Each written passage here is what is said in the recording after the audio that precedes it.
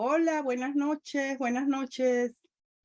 Bienvenidos a todos los que nos están acompañando el día de hoy a esta actividad académica de el Consejo Centroamericano y del Caribe de Medicina Crítica. Buenas noches, bienvenidos, gracias por acompañarnos.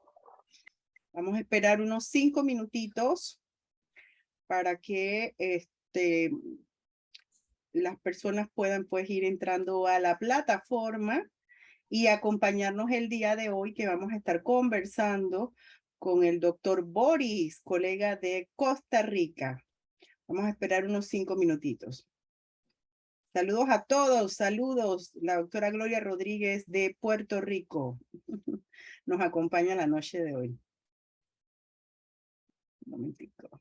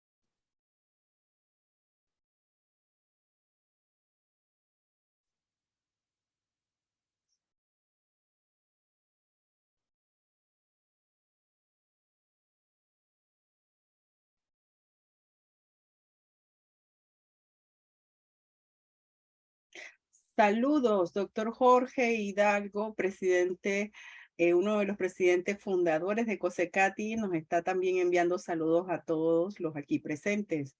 Vamos a aprovechar, leer los chatcitos. Hola, doctora Normaris Rodríguez. Buenas noches, gracias por acompañarnos.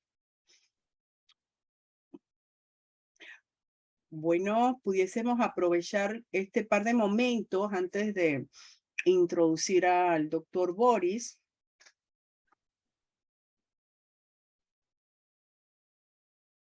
Para hacer como un par de anuncios de la comunidad de COSECATI.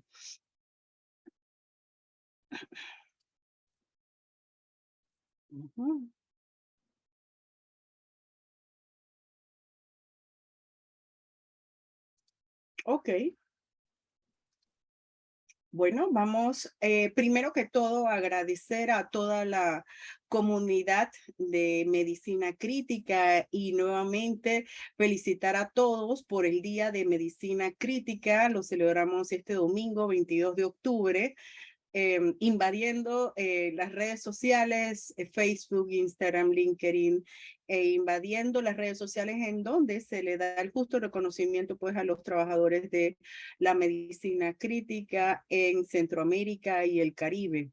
De igual forma, recordarles a todos que el próximo 31 de octubre al 5 de noviembre estaremos celebrando y participando pues una fiesta académica donde estaremos participando en el Congreso Panamericano e Ibérico de Sociedades de Medicina Crítica de la FEPINTI en Lima, Perú. De igual forma, es un amistoso recorderis que el próximo noviembre 9 al 12, del 9 al 12 de noviembre, se estará realizando el Congreso en San Salvador, en El Salvador, el Congreso de la ASAL-MESI.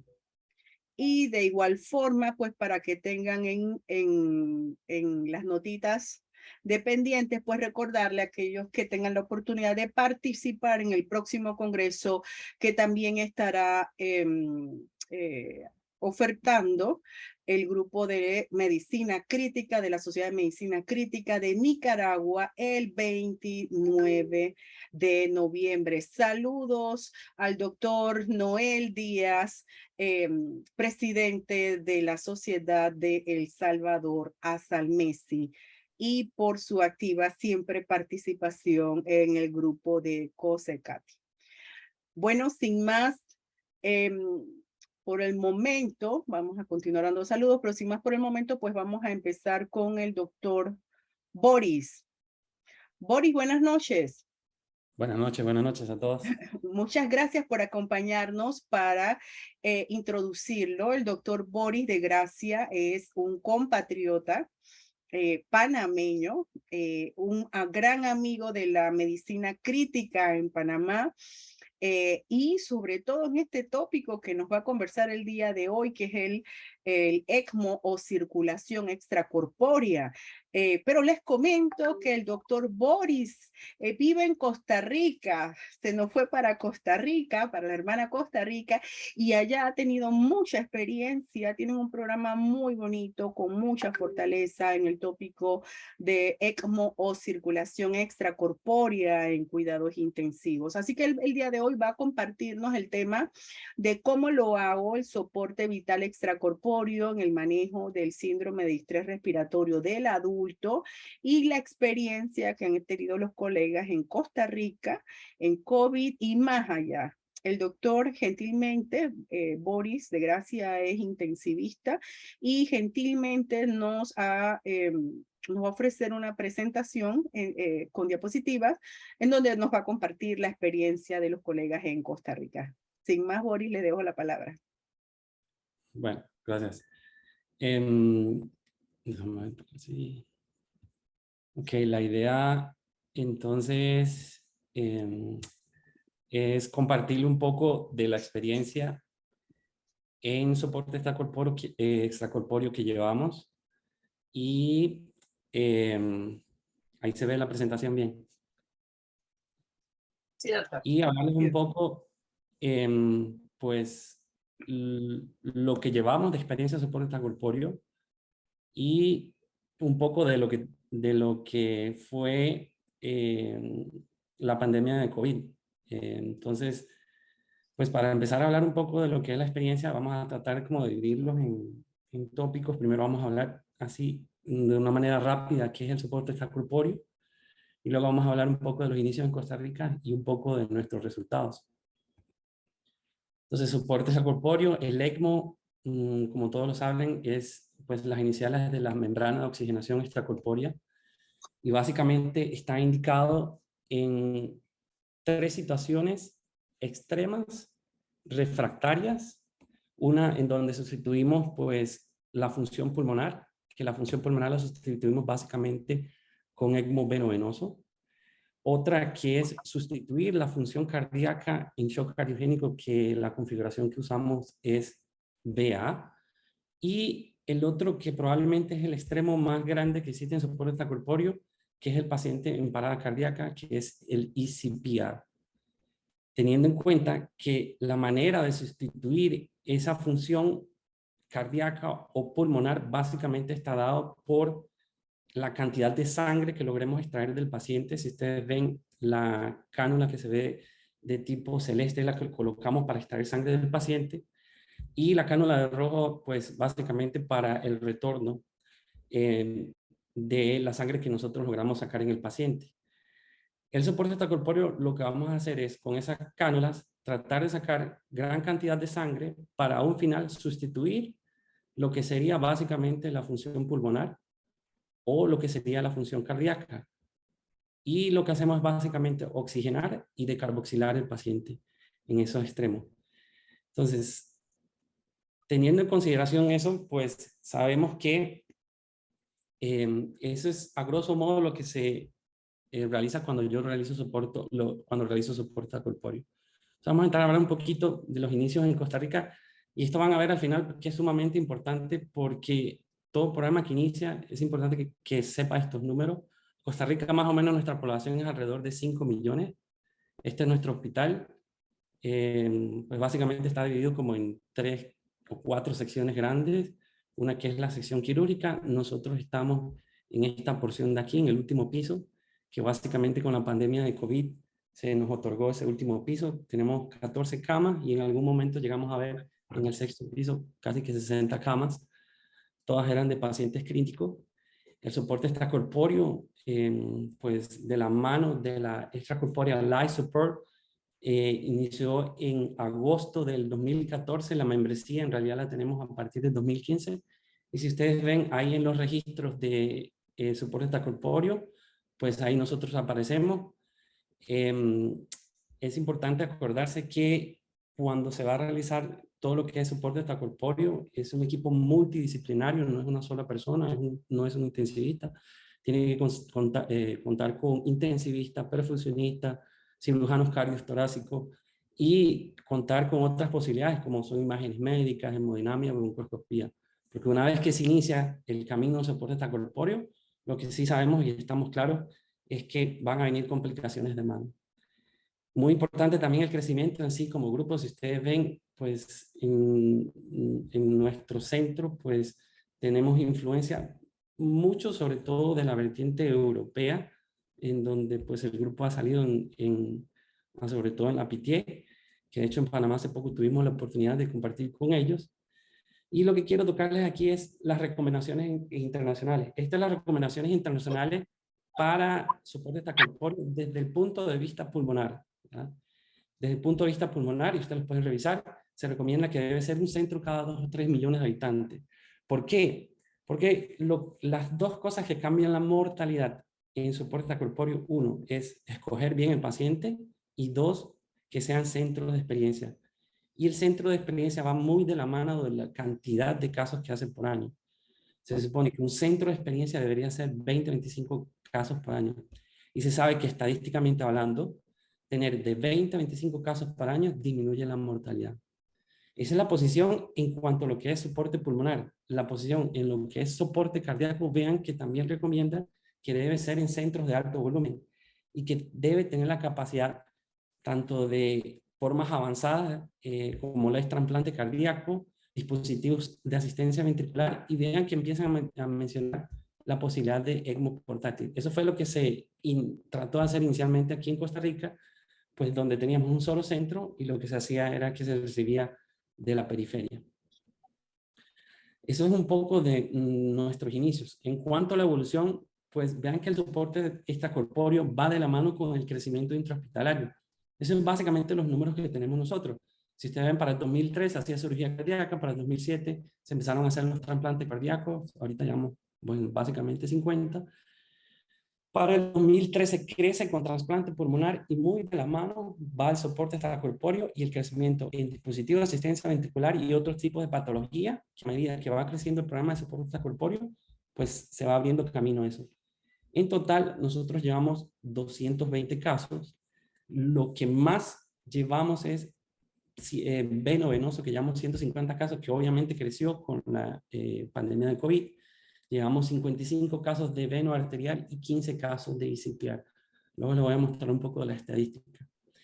Acordarse que el ECMO veno-venoso está indicado únicamente cuando la patología es refractaria a manejo médico.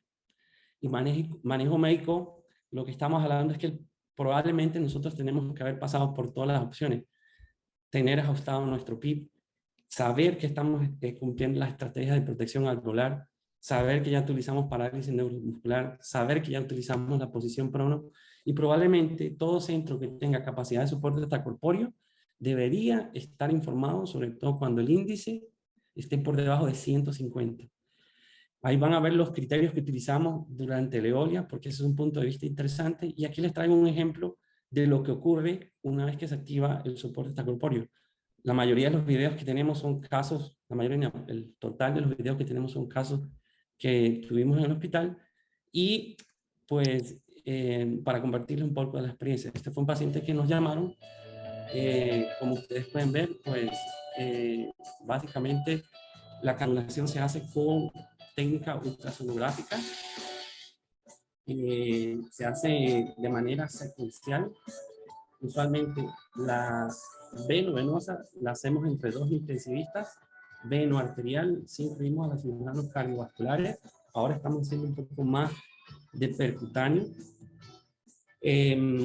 Para saber el tamaño de la cánula, lo que hacemos es medimos el vaso y el diámetro mayor del vaso por 3 nos va a dar la cánula que utilizamos.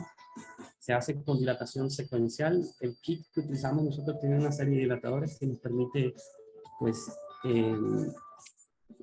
introducir esas cánulas. La primera que vieron es la cánula venosa y la segunda que estamos colocando ahorita es arterial. Esta es una configuración, acordarse nada más, veno-venosa.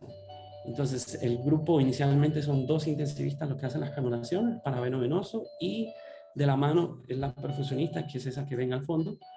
La conexión se hace básicamente como en cirugía cardíaca. Ahí ya vamos a entrar en soporte extracorpóreo, y vean que al fondo pues se ven que se utilizaron todas las maniobras. Este es un paciente que fue refractario a prono, refractario a óxido nítrico, y ya no se estaban cumpliendo las estrategias de protección alveolar. En la segunda parte, pues aquí se ve donde estamos haciendo la conexión para poder entrar dentro del circuito. Esa es la cánula venosa con su conexión pues, inferior. Luego vamos a proceder a realizar lo que sería la conexión pues, superior, y luego a lo que es entrar en el soporte extracorpóreo. Es importante, como les digo, que todo se hace con ultrasonido. En ningún momento se trata de mantener la mayor seguridad del paciente. Y básicamente las 150 canulaciones han sido pues, realizadas por nosotros, por el personal ahí de la mano. Ahí se ve donde vamos entrando. Ven la cánula inferior donde empieza a extraer sangre, y luego se ve en la porción superior donde ya regresa la sangre pues oxigenada. Entonces, para que tuvieran más o menos una idea de lo que ocurre en el caso cuando nos llaman para un soporte extracorpóreo. Y obviamente ahí está la placa con su cánula superior, su cánula inferior. Ahí está a 6 centímetros de distancia, y lo que se hace es permanecer en reposo. Entonces, eso es importante acordarse. Ahora vamos a hablar un poquito así, a grosso modo, de ECMO-VA.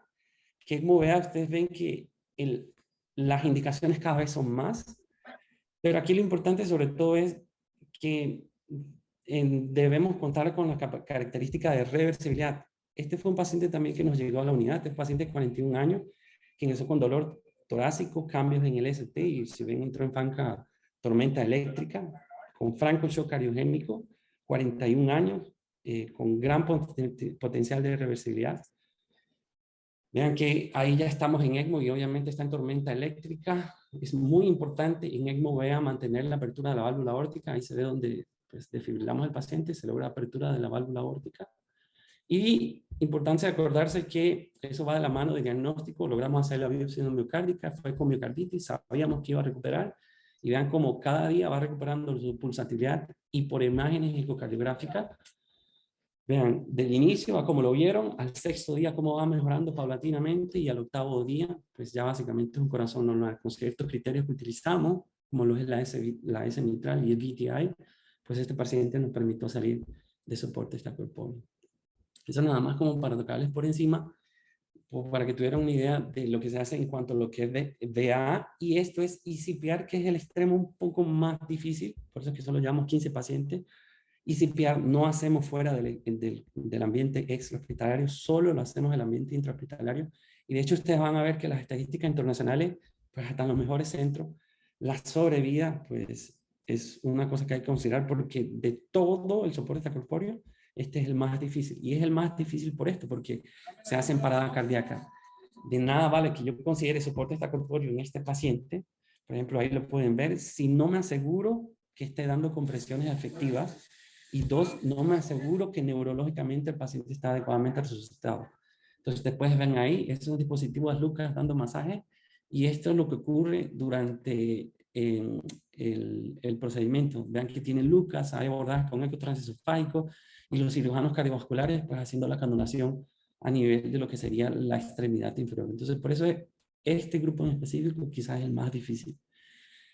Esta es una imagen de este mismo paciente cuando entramos en ECMO. Ahí estaba en fibrilación, se logró desfibrilar, y vea dónde entra ya en ritmo. Entonces es importante, por eso es que es muy difícil. Y otras indicaciones que tenemos para soporte extracorpóreo, pues en nuestro grupo lo utilizamos para el trasplante pulmonar. Entonces pueden ver ahí que es un paciente que está en sala de operaciones, ya se realizó la trasplantación de ambos pulmones, y lo que se hace es la colocación, retiro del pulmón afectado, se colocan los pulmones nuevos. Eso de la mano, como les digo, va de crecimiento, de que el grupo tiene que ir a formarse. Nosotros en específico, el protocolo que utilizamos es el protocolo de Viena-Toronto. Los casos que llevamos actualmente son 16, y estos son uno de los pues, de los pacientes post-trasplantados bipulmonares, pues para que vean un poco de lo que llevamos en cuanto a resultados. Acordarse que una vez que ustedes inician el programa de soporte extracorpóreo, hay indicaciones muy específicas, como ustedes los pueden ver, para el estrés severo, para shock cardiogénico, y hay otras que van a ser más como recomendaciones de serio de caso y va a depender mucho del grupo. Uno de los que entramos pues hace poco fue en hipertensión pulmonar aguda descompensada, y aquí les traigo un ejemplo. Este fue un paciente que tenía enfermedad pulmonar tromboembólica crónica, y lo que se hizo fue que su condición era tan delicada que se llevó a sala de operaciones. Si ustedes pueden ver, ahí ya estaba con vasopresor, estaba totalmente oxigenado. Imagínense realizar este tipo de cirugía en este paciente. Y lo que se hizo fue un ECMO awake, ve que el paciente está pues ahí despierto, y para tratar de mantenerlo estable durante la inducción y durante la, digamos, parte del principio del acto quirúrgico, se conecta en ECMO VA. Ustedes ven donde va recuperando la saturación, hace un poco más de estabilidad hemodinámica y nos permite llevar al paciente pues en una mejor condición. Se realiza ya lo que es la intubación una vez que ya tenemos el paciente compensado hemodinámicamente, y el cirujano pues realiza la endarterectomía bajo ciertos criterios, dependiendo si la disfunción derecha es máxima o no, o si resuelven parcialmente esa disfunción derecha, pues cumpliendo ciertos criterios, el paciente se pasa a la unidad de cuidados intensivos y puede permanecer entre unas 24 o 48 horas con soporte de corpóreo para vigilar sobre todo lo que sería la estabilidad. Nosotros en realidad llevamos pocos casos. Hasta el momento llevamos 5 casos en este grupo en específico, que quizás es un grupo en particular. En agudo, en tromboembolismo pulmonar también llevamos. Ustedes ven que este es el paciente donde ya básicamente está recuperado y en casa. Y este es nuestro país. Pues estos son los casos que llevamos. Vean que se cubre casi una gran parte de la mayoría de nacional. Muy importante, como hablamos al inicio, es que tiene que ir de la mano con la capacidad de ECMO de transporte. Nosotros hasta el momento, estos son los transportes que llevamos. Hemos realizado transporte terrestre, transporte aéreo y transporte pues combinado. En total llevamos pues 37 casos de ECMO de transporte. El ECMO de transporte usualmente solo son 2 intensivistas, una perfusionista y un personal de enfermería. No hemos tenido complicaciones al momento en ECMO de transporte, que eso es importante. Y pues los resultados ya están de la mano. Hay algo que probablemente nosotros vamos a hacer, es que vamos a ir sacando pues estos números más adelante. Y esto que ustedes pueden ver aquí es un ejemplo de lo que pasa cuando se activa el ECMO de transporte. Este fue un paciente que queda como a 3 horas en un lugar que se llama San Isidro. En ese momento nos desplazamos pues, en helicóptero. Ese es un estadio que queda cercano al hospital, porque si ustedes ven, tampoco es que contamos con toda la infraestructura pues, en todos los hospitales. Entonces ahí se aterrizó en el estadio principal de fútbol del lugar. Se canaliza al paciente in situ, es la manera más segura de poder trasladar al paciente, y ahí cuando ustedes pueden ver, entonces se realiza el traslado hacia el hospital, se hace una coordinación con el servicio de bomberos para luego, una vez que llegamos al aeropuerto, pues el traslado al hospital del paciente de la manera más segura. Ustedes ven ahí donde estamos llegando al aeropuerto, y eso son pues toda la coordinación que se hace con tanto ambulancias como emergencias. Este es otro ejemplo que fue un transporte aéreo en una región donde queda como una zona pues volcánica. Costa Rica es un país pues, tiene mucha geografía pues que se prestan a una diversidad pues, muy abundante. Entonces ahí se desplaza, esa que va bajando, de hecho es una enfermera del personal. Y si ustedes ven ahí en ese momento llevamos 215 ECMO, se realizó de nuevo la canulación in situ, y ya un último ejemplo de un paciente que también nos llamaron a otra área que queda como a 3, 4 horas más o menos en transporte. Acordarse que todos los ECMO de transporte que sean más de 3 horas, idealmente debe ser aéreo, porque la batería solo tiene un backup como de aproximadamente 3 horas de seguridad. Ese transporte también fue en helicóptero. Ese que vieron ahí es el doctor Ramírez, que es el jefe de la unidad. Ahí se va el paciente, se canula in situ, y luego se trae el paciente al hospital. la diferencia que tuvimos con el anterior es que sí se coordinó un campo pues, de fútbol que queda cercano al hospital. Ustedes pueden ver ahí donde vamos aterrizando. Ahí saliendo del hospital que queda en la lejanía. Y este es camino hacia el Hospital Calderón Guardia. Ahí van de camino al Hospital Calderón Guardia, que es donde estamos. Y aterrizamos pues cerca y solo coordinando con el servicio de ambulancia, pues se lleva al hospital. Eso que se ve al fondo es parte del Hospital pues, Calderón Guardia.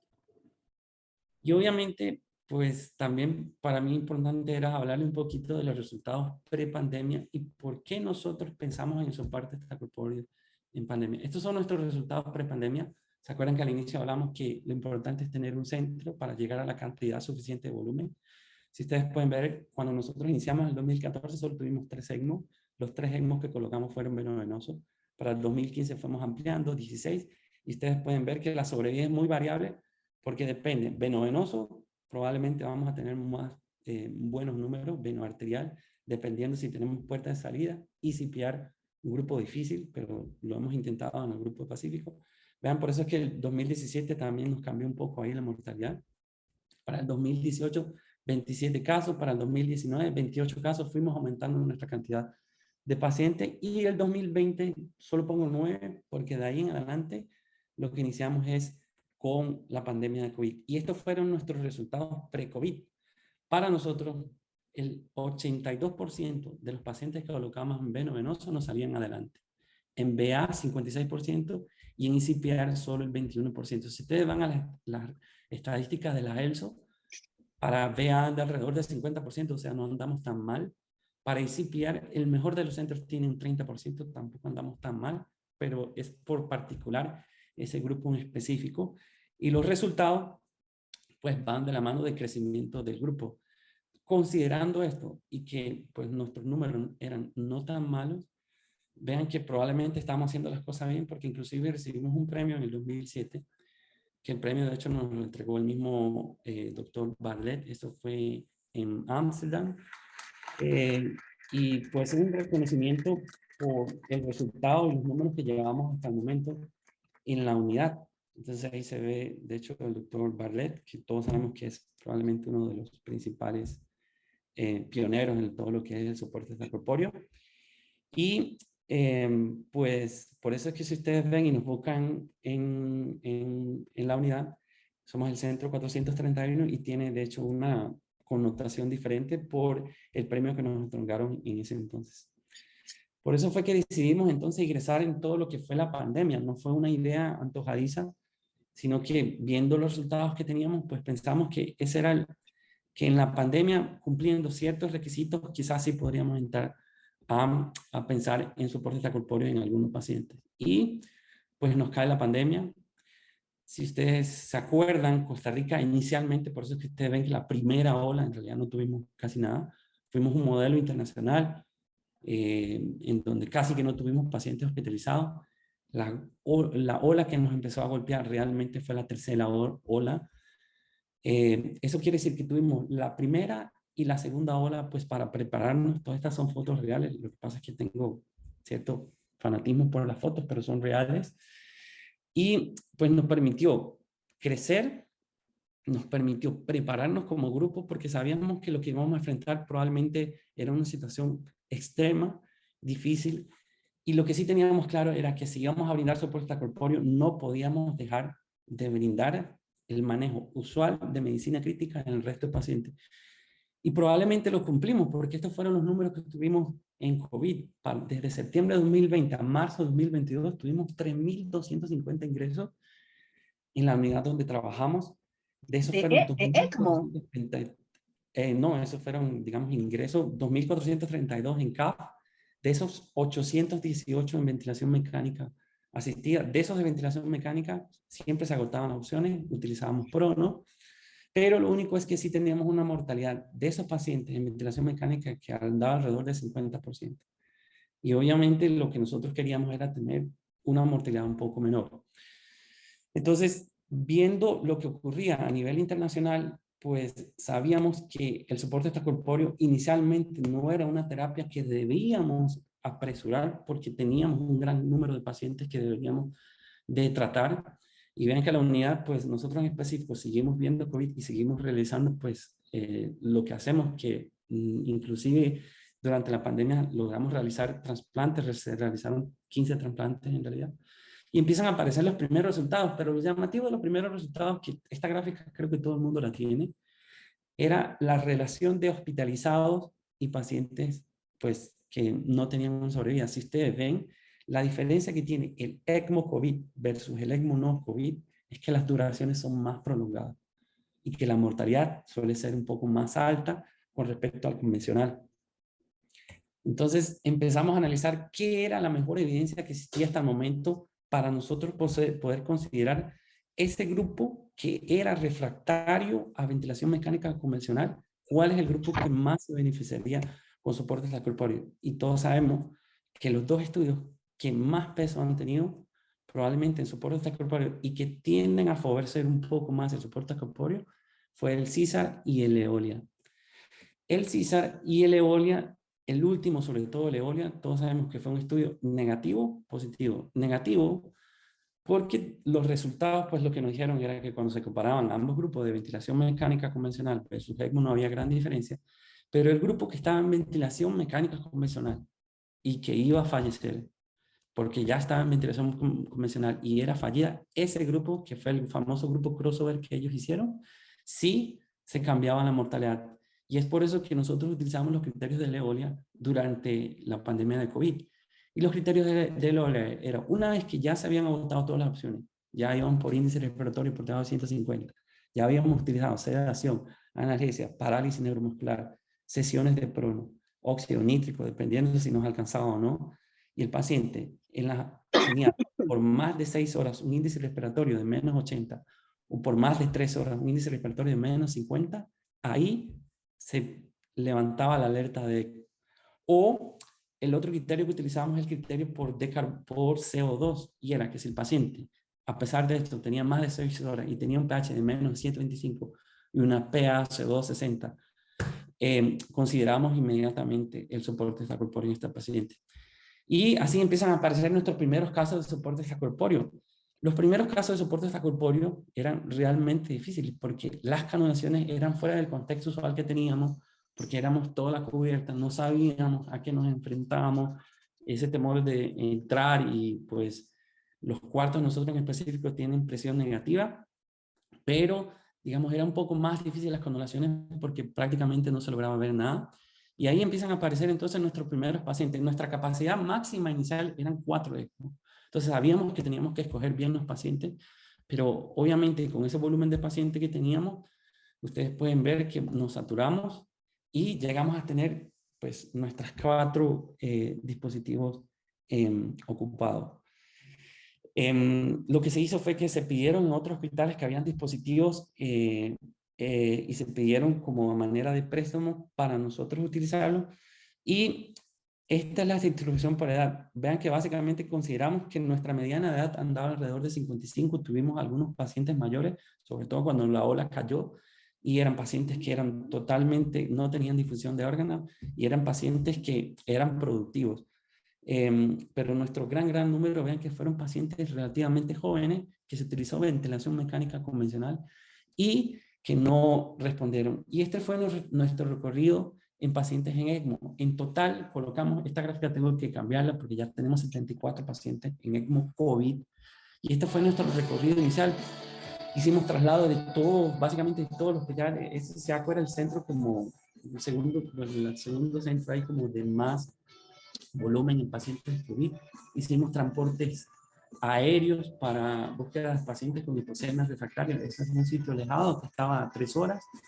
Y hicimos transporte inclusive de otros hospitales, pues cercanos, siempre y cuando se consideraban buenos candidatos. Esto es transporte terrestre de otro hospital que es cercano. Y fue como parte de lo que vivimos durante nuestra pandemia de COVID. Vean que inclusive eso que está ahí al fondo, tenemos 2 dispositivos de asistencia ventricular que los transformamos a ECMO, agregando la membrana extracorpórea, y en nuestro pico máximo llegamos a tener 13 ECMO simultáneos, porque nuestra capacidad máxima era 4, haciendo la colaboración de otros hospitales. más transformando nuestros dispositivos de asistencia ventricular a soporte extracorpóreo, logramos tener 13 ECMOs totales. Y estos fueron nuestros resultados.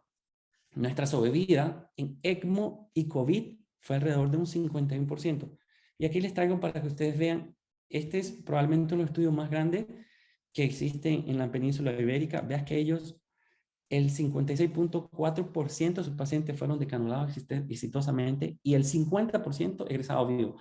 Para nosotros, sobrevida es egresado a casa. Y no solo egresado a casa, sino que al menos tengan un mes a casa. Y vean que nuestras estadísticas no estuvieron tan, pues, lejanas a las estadísticas internacionales, porque vean que la mayoría de los centros y lugares tuvieron alrededor de 45-50% de sobrevida. ¿Qué cosas aprendimos con nuestra duración de COVID? De nuestros pacientes en ECMO y COVID. Casi todo lo que cumple esa referencia, pues que son ECMOs que son muy prolongados, tienen alto riesgo de trombosis. De hecho, el 99% de nuestros pacientes no manejamos con heparina en el circuito porque tuvieron gran riesgo de sangrado, tuvieron alto riesgo de inmunosupresión, tuvimos muchas coinfecciones, herpes virus tipo 6, citomegalovirus, reactivaciones, y obviamente por la severidad de la enfermedad tuvimos mucho prevalencia de falla ventricular. Vean que eso es importante porque eso fue nuestra media de duración de ECMO. En promedio, los pacientes nos duraron 60 días, pero tuvimos recorridos muy prolongados de hasta 147 días. Y este fue un ejemplo de un paciente que tuvimos joven, de 35 años, que nos duró 147 días y ejemplifica un poco todo lo que vivimos con ser ECMOs tan prolongados. Este paciente se hizo canulación veno-venosa yugular. Vean que pasaron los meses y pues la duración era muy prolongada. Tuvimos diferentes configuraciones, todas las complicaciones habidas por haber derrame pleural, derramos pericárdicos, tu pseudomonas multidrogoresistente, tu hipertensión pulmonar y falla derecha. De hecho, este paciente tuvimos que utilizar una doble membrana para poder oxigenarlo adecuadamente, pero llegó un momento en donde empieza el pulmón a recuperarse y ustedes pueden ver que el paciente ya empieza a recuperarse, se da rehabilitación pulmonar y empieza a salir adelante hasta que llegamos a nuestro día 147. Todas estas imágenes son con permiso de los pacientes. Entonces, David, pues uno de nuestros pacientes estrella, y ustedes ven que ya ahí empieza totalmente a recuperar, y ahí es donde hacemos la deconulación de este paciente luego de 147 días en ECMO veno-venoso. Él está ya recuperado. Eso fue como su primer mes una vez que egresó de la UCI, pero él está ya recuperado y en la casa. Nuestros pacientes les llevamos el control en veno-venoso a 1 año. De los veno-venosos que hemos egresado, de los 150 pues, casos que tuvimos, y el 80%, ninguno ha quedado oxígeno dependiente. A 1 año todos están recuperados y están incorporados a sus labores normales. En este paciente en específico nosotros utilizamos una doble membrana extracorpórea y curiosamente sí se ha utilizado en esos casos en otros lugares. Y así les puedo contar historias que nos pasaron, algunas historias bonitas porque salieron adelante, algunas otras historias no tan bonitas. En específico, nosotros tuvimos un gran número de pacientes embarazadas y COVID refractarias a ventilación mecánica convencional. Algunas historias, como les digo, pues esta paciente en específico conoció a su hijo al día 60 de estar en ECMO. Lastimosamente nos hizo una complicación que pues ya después no pudo seguir adelante. Nos hizo una fístula aortoesofágica cuando ya la teníamos fuera de ECMO y cuando ya estaba en la casa y pues no salió adelante. Pero bueno, al menos pudo conocer el hijo. Y tuvimos otras historias como nuestro primer paciente embarazada y con ECMO. Ustedes pueden ver ahí la cánula del ECMO y arriba el producto. Lastimosamente el bebé falleció, pero la mamá sí salió adelante. Y el bebé falleció por complicaciones pues, locales. Reforzar el concepto de trabajo en equipo. Esta es nuestra unidad, digamos, este es nuestro personal. Las dos que están adelante son psicólogas. La que está enfrente es la doctora Diana Morales, que ya no está con nosotros. Ella es una intensivista anestesióloga que trabaja con el grupo en Toronto de EDIFAN. Tuvimos la dicha que durante la pandemia, pues ese periodo nos ayudó. Y los otros son el doctor Arias y el doctor Ramírez. Esa es básicamente la unidad. ECMO es un trabajo en equipo. Probablemente muchas veces lo que se ve solo es el resultado positivo, pero detrás del resultado positivo va el esfuerzo de un gran número de personas. Y como les digo, esto fue en Panamá hace poco, que de hecho tuvimos la oportunidad de presentar pues, nuestro número con el grupo de la PTA, eh, con el doctor Matthew Smith y Alan Holmes. Fue una experiencia realmente enriquecedora para nosotros. Y acordarse entonces que eso es un concepto de grupo, de teamwork. Nosotros en particular, el grupo de neumología se encarga de ver el paciente una vez que lo egresamos en veno-venoso hasta un año, y la parte de cardiología pues se encarga del VA.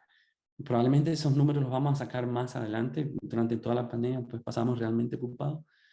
Y quería traerles un caso que ejemplifica esa evolución que le hacemos a los pacientes después de un año. Este fue un paciente que tuvimos, que fuimos a buscar una zona alejada, em, y tuvo, al final, esto fue pre-pandemia, él tuvo un distrés por neumonía por Staph aureus.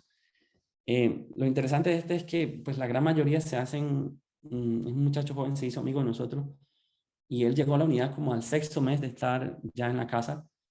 Y me acuerdo que lo vi de frente y le dije que cómo estaba, que cómo se sentía. Y me dice, doctor, voy a enseñarle cómo me siento. Y esto es real, ¿verdad? Costa Rica es un país muy folclórico. La muchachada que está dentro de la monumental barrera. Ese que sale detrás del toro es el paciente. Ahí lo tenemos. Ojo, papá, Totalmente recuperado. Ahí en ese momento uno sabe si ahorcarlo o abrazarlo. Y pues ese es un poco los resultados. Siempre traigo esta última porque esto es real en soporte extracorpóreo. Pues muchas veces se ve solo los resultados positivos, pero detrás existe un crecimiento que va de la mano muchas veces con casos difíciles y casos complicados. Y es básicamente lo que les traía en soporte extracorpóreo. Wow, muchas gracias, doctor Boris, por compartir con nosotros su experiencia. Pues para nosotros, el grupo de Costa Rica, yo soy de Panamá, el grupo de Costa Rica no solo son un grupo en donde nosotros nos sentimos muy orgullosos por la hermandad que tenemos con el grupo de Costa Rica, pero sí también queríamos siempre, no nos cansamos de agradecerles que cuando empezamos el programa acá en Panamá, básicamente nos llevaron de la mano, nos acompañaron al grupo que en su momento pues inició el programa de ECMO a nivel de la estatal, y siempre pues han estado dispuestos a ayudarnos en las 1000 preguntas que aparecen cuando uno está empezando pues el programa de ECMO. Pues les comento que pueden hacer sus preguntas a través del chat, pero sí quería preguntarle, doctor Boris, era nuevamente si podía repetirnos al grupo cuándo está indicado la modalidad de ECMO y cómo se inicia entonces en forma corta un programa de ECMO. ¿Cuál fue el reto? Ok, digamos, primero voy a responder la segunda pregunta. Como ustedes vieron en la charla, existen 3 tipos principales de ECMO. El venovenoso, que es para patología pulmonar, el venoarterial, que es para patología cardíaca, y el grupo más complicado, que es en parada cardíaca.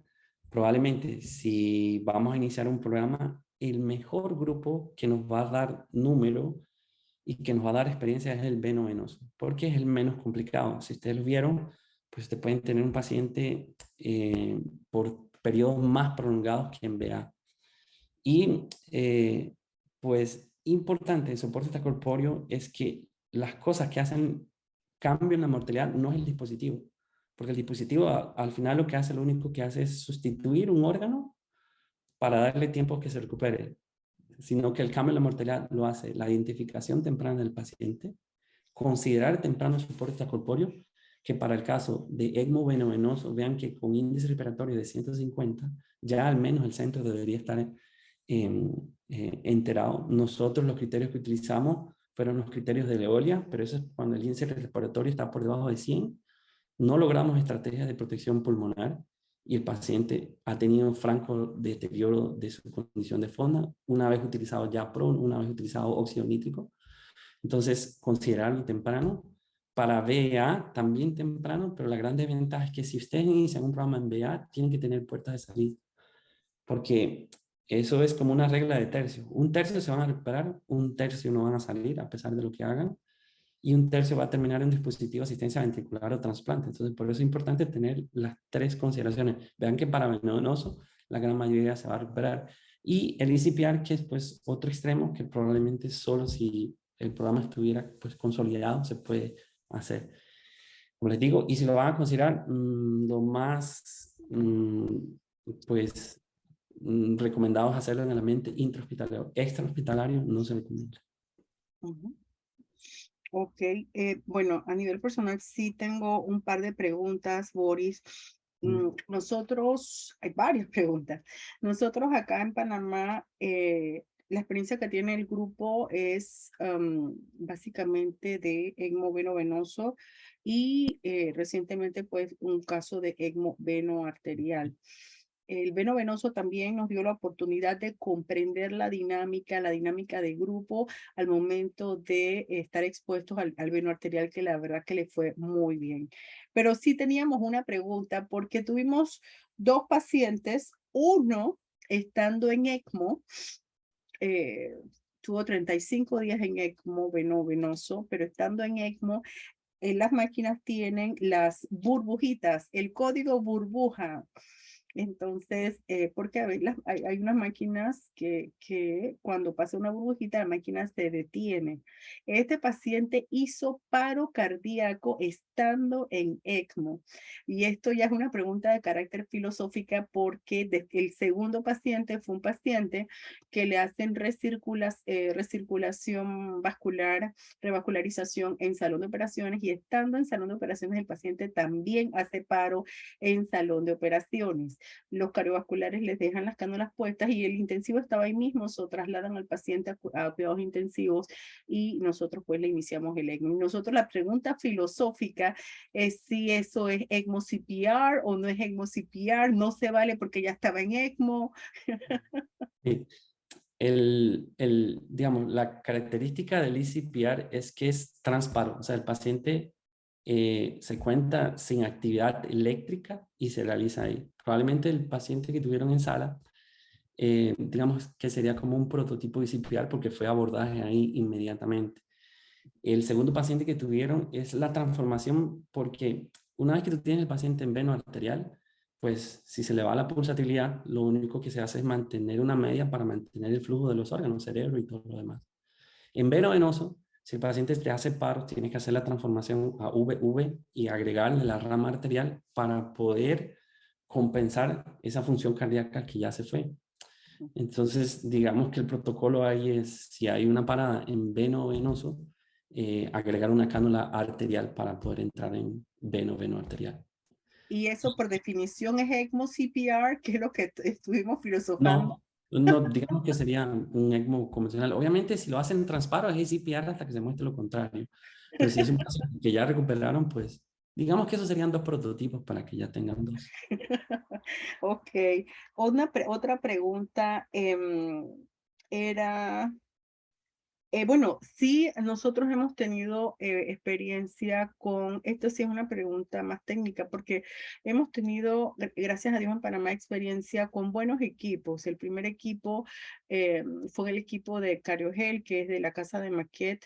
Es un equipo sumamente amistoso en comparación, decimos que hemos tenido suerte porque sabemos que ustedes pues han empezado con equipos que eran más complejos y pues estos equipos son más portátiles para explicar a los compañeros que están aquí presentes que actualmente hay equipos que son for dummies y nosotros empezamos con Cariogel y ahora recientemente pues que ya contamos con el equipo italiano de Euroset, que son dos equipos en uno y también tiene sus bondades y su tecnología y demás. En el caso de nosotros, solo hemos tenido oportunidad de lidiar con estos equipos. Hemos sido una escuela que apenas está empezando. También tenemos una mortalidad de veno venoso que está en 50%, pero creo que mucho de lo que nos ha ayudado a nosotros como escuelita que está empezando es que hemos podido empezar con estos equipos equipos for dummies, que no son tan complejos porque ya está todo compacto en un solo equipo, y ahora con este equipo italiano de Euroset, que tiene también muchas bondades, dentro de las cuales está la reducción de los goteos de parina porque tiene fosforilcolina en su recubrimiento, y lo de los códigos burbujitas, que ya no los evitamos porque la otra máquina empieza a funcionar inmediatamente. No sé qué comentario, porque tenemos colegas de diferentes países, hay colegas que tienen en sus países más capacidad económica, otros quizás menos. Yo pensaría que uno como que tratar de conseguir estos equipos que sean más amistosos para un programa que está empezando. Hay discrepancias, hay quienes dicen que deberíamos saber montar y desmontar todas las perillitas. No sé, ¿tú qué opinas?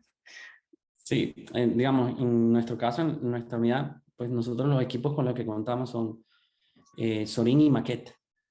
El Sorin tiene su particularidad de que es muy difícil hacer en el transporte. Creo que solo hicimos uno porque teníamos los Maquette ocupados y casi que juramos que nunca más íbamos a hacer un transporte en Sorin porque pues, es mucho más grande, mucho más difícil para llevar.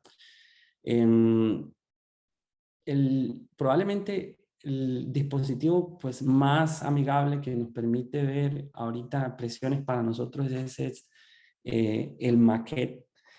Pero de ahí es donde, por eso les traje inicialmente las recomendaciones pues, internacionales. O sea, ¿qué te va a dar seguridad en el grupo? La experiencia y el número. Por eso, concentración de casos es probablemente la parte más vital en soporte extracorpóreo. ¿Qué te cambia la mortalidad? Concentración de casos. Entonces, independientemente del dispositivo que tengan, nosotros, pues, es seguridad social. Nosotros dependemos de lo que se nos autorice de compra. Entonces, para nosotros ahora estamos en una etapa en donde, pues, básicamente, si ustedes ven en la unidad, los residentes manejan el dispositivo, saben casi todas las complicaciones, saben cómo enfrentarlas. Y fue bonito durante la pandemia porque de hecho un grupo en específico de residentes que tuvimos pues creció con nosotros. Y básicamente ellos nos decían, doctor, ya cumple criterios para decanulación. Ibas, lo revisabas y de verdad cumplían criterios para decanulación. Y el personal creció exponencialmente. O sea, digamos, cada vez la tasa de complicaciones en el grupo es mucho menor. Y obviamente sí hemos tenido complicaciones, pero cada complicación pues va de la mano del crecimiento del grupo. Entonces, creo que es algo muy clave. Ujú. Ok, también pues me atrevo pues a decirle a las personas que nos están oyendo, pues le digo a nivel personal, en 2 ocasiones nosotros como grupo fuimos a Costa Rica a compartir con los colegas de Costa Rica. Recuerden que Costa Rica está aquí en el área, es un lugar céntrico. El doctor Boris y el doctor Ramírez nos atendieron espectacularmente para aquellas personas que quieran experimentar lo que es vivir este tipo de pacientes. La verdad que la unidad de ellos es una unidad súper bonita y definitivamente es un orgullo para nosotros en Centroamérica tener una unidad que sea premiada como la unidad con que cuentan los colegas en Costa Rica. Entonces, otra pregunta, doctor, que es dura, pero hay que hacerla. ¿Cuándo se detiene un programa de ECMO? Ok, esta es una pregunta un poco complicada.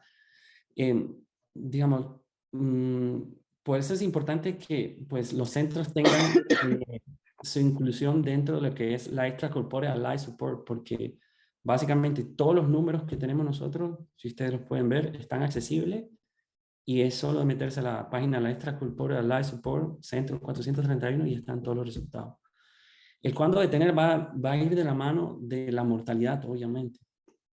Un número en específico probablemente no te lo podré decir, pero sí va muy de la mano de los resultados. Entonces, por eso se sabe, cuando se comparan, por ejemplo, ustedes pueden ver estadísticas, por ejemplo, hablemos en específico, digamos, de Alemania. Alemania tiene un grupo muy bueno, que es el grupo de Regensburg, y hay otro grupo en específico que son zonas más alejadas que durante la pandemia lo que hicieron fue que no tanto concentrar los casos, sino que empezaron a utilizar el dispositivo en centros que no tenían mucha experiencia. La mortalidad se exponenció.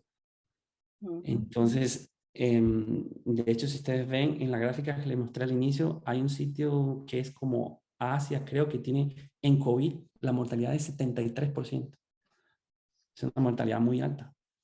Entonces, pues probablemente ese grupo debería considerar reevaluarse. Porque, como les digo, el resultado va de la mano de qué tan bien escojas el paciente, qué tan temprano lo hagas y qué tantos números tengas de pacientes para crecimiento del grupo y del personal. Boris, una pregunta también técnica. Nosotros hemos visto que las recomendaciones de ELSO, cuando hacen referencia a cómo se debe organizar un programa o un centro de ECMO, que casualmente la doctora Normaris Rodríguez nos está preguntando qué se necesita para tener un centro de ECMO y cuáles son los requisitos. Los requisitos o la estructura sale en las recomendaciones de ELSO, pero a mí me llama la atención porque ellos hacen referencia a que la parte directiva del programa de ELSO no necesariamente son intensivistas o personal de cuidados intensivos.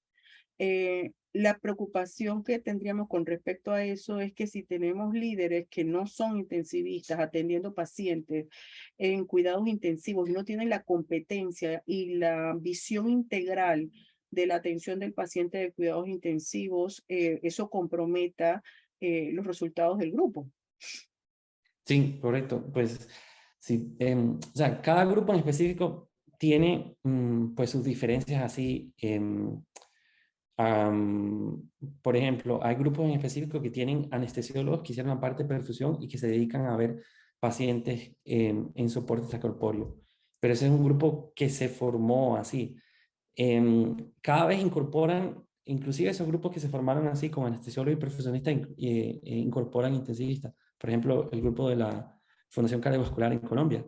Entonces, digamos que hay un grupo que es anestesiólogo y hay un grupo que es intensivista en base o de formación.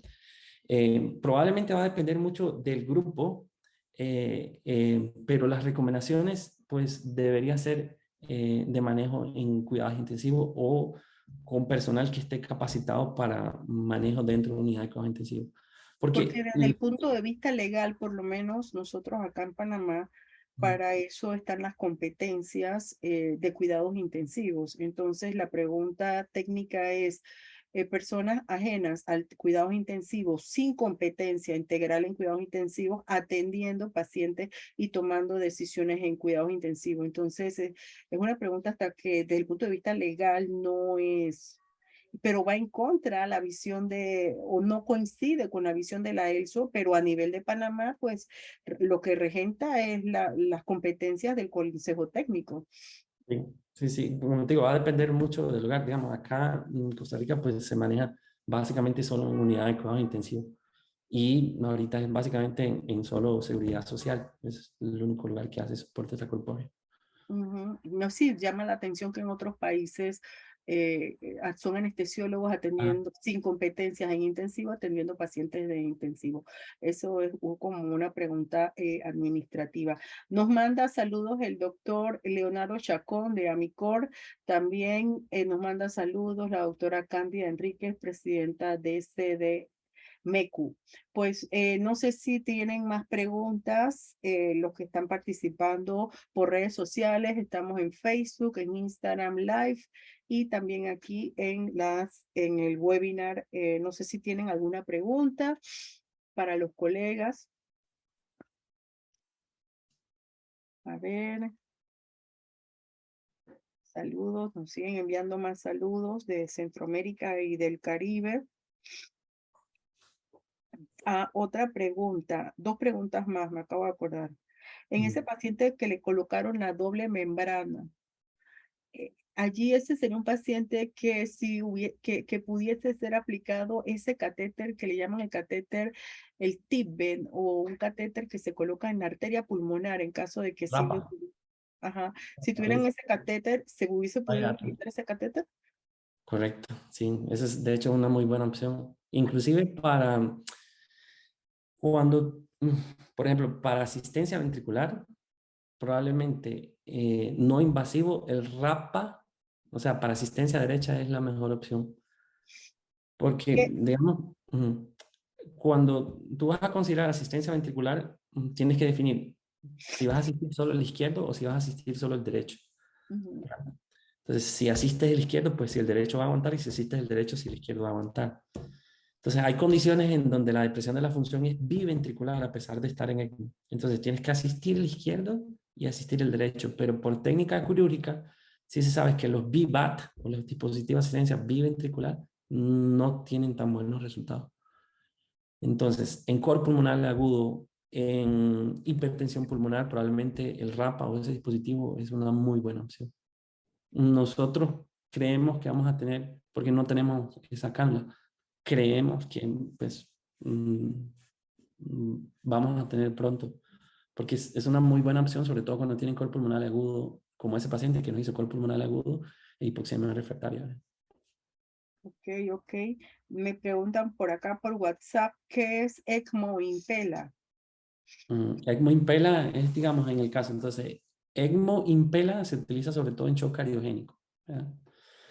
Entonces, cuando tú lo utilizas en shock cardiogénico o ECMO VA, es un poco diferente la fisiopatología del VA al veno venoso. ¿Por qué? En el veno venoso, usualmente, esa cánula que vimos saca sangre y coloca flujo muy alto para darle el aporte de oxígeno. En VA es un poco diferente porque la cánula de retorno está a nivel del sistema arterial. Eso quiere decir que si la cánula está en el sistema arterial, a medida que yo le aumenta el flujo, lo que va a hacer es que me afecta la válvula aórtica. Al afectarme la válvula aórtica, si la válvula aórtica no se abre, lo que ocurre es una cosa que se llama venting del ventrículo izquierdo. O sea, el ventrículo izquierdo se hace así grande y se distiende. Y cuando se distiende, no hay retorno atrás. Entonces, eso es lo que pasa en VA. Por eso es que si yo llevo ya 21 días, probablemente tengo que considerar algo más. El prototipo en donde se utiliza ECMO más Impela es el paciente que tiene shock cardiogénico con un infarto agudo de miocardio. El Impela existen pues de dos tipos, el de 2.5 y el de 5. El de 2.5 quizás no da tanto soporte, el de 5 sí da un poco más de soporte, pero te da un soporte que usualmente dura alrededor de 7 días. Y se utiliza sobre todo para descargar el ventrículo izquierdo, pero en una precondición que es enfermedad arterial coronaria revascularizada. Si no está bien revascularizada, probablemente no vas a poder utilizarlo. Ok, ok. No sé si los presentes alguna pregunta adicional. Vamos a revisar rapidito el WhatsApp, que también me están escribiendo por WhatsApp. Trasplante pulmonar.